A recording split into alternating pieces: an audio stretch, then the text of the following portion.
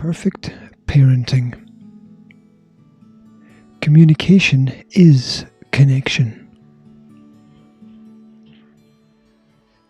Think carefully about what you say and how you say it. Your external voice will become the internal conscience that whispers to your child when you are not there. Words may be invisible, but they can hang in the air long after they are spoken. They can echo and resonate in the mind for days, weeks, months, and even years. Even in quiet times, our heads can be filled with the loudest of voices. We rarely escape the values of our own parents, even in adult life.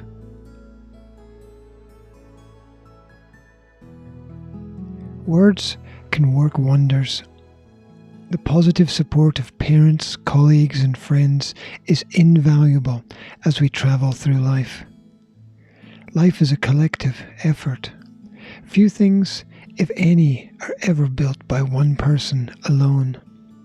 Though we still need somebody to be the spark of inspiration that ignites change and new initiatives and leads us in new directions. The basic aim of all communication is to change things for the better.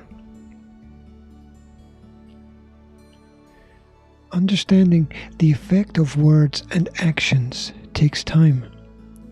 Not all results are immediately visible, and perhaps that is a good thing, as if they were, we would have instant lifestyles and then an instant throwaway culture. The main aim is to emphasize and encourage the good, while accepting the negatives without downplaying their importance. As is usually the case, this is easier said than done, as everything is easier said than done.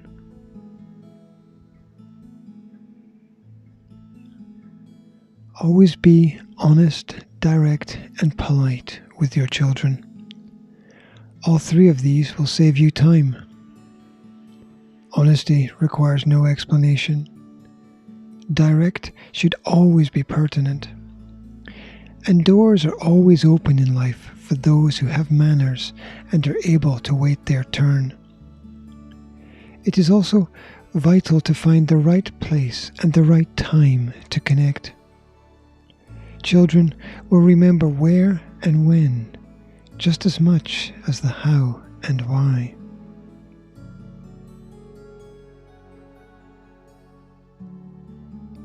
Newly baked bread always smells nice. Stay close to your children as they grow. The physical connection is a lifeline. Some studies show that children who are hugged less in the very early stages of development have problems bonding well later. And, as is obvious to everybody, we can't turn the clock back. Allow space for experimentation and discovery. Allow time for growth and understanding. Aim to keep your environment clean and your ideas fresh.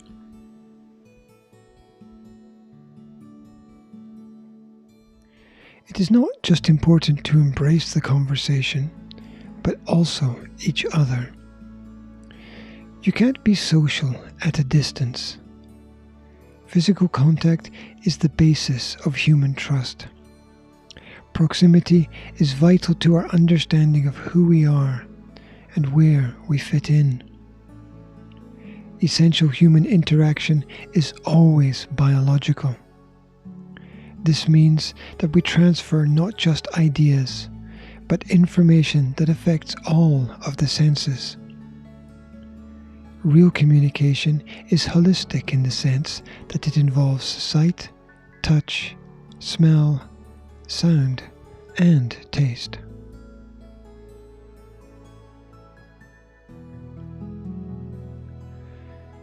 Silence is a very misunderstood tool.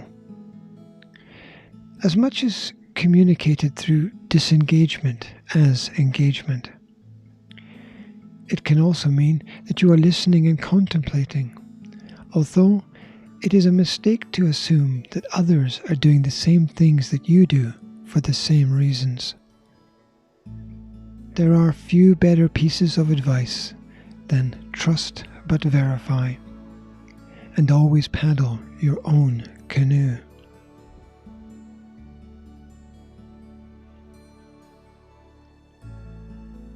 You don't always need to finish every interaction with everything solved or resolved. Life is a process. You don't always need absolute or complete solutions. Working together is as much a solution as finding the solution itself. After all, once the cake is baked, what next? Most importantly, learn to read the needs of your child. Observe what they're looking for and be there when they need the support.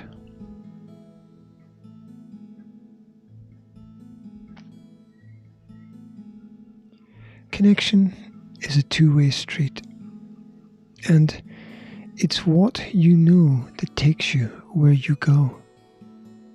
Find a set of practices that work for you and update them when needed.